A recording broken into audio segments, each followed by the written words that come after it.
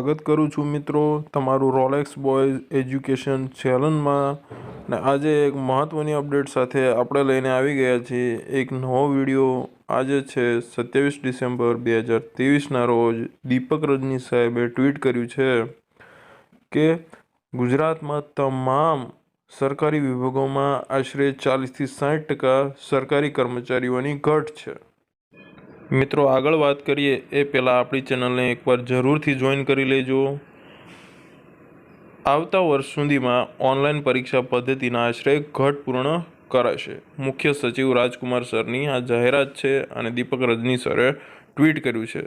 મિત્રો દરરોજ સરકારીની ભરતીની માહિતી માટે આપણી ચેનલને જરૂરથી જોઈન કરજો। જો વિડીયો ગમે તો બીજા સુધી પણ મોકલજો અને અવનવી અપડેટ માટે દરરોજ સવારે 8 વાગે અને સાંજે 6 વાગે આપણી ચેનલ પર જરૂર વિઝિટ કરવા વિનંતી છે।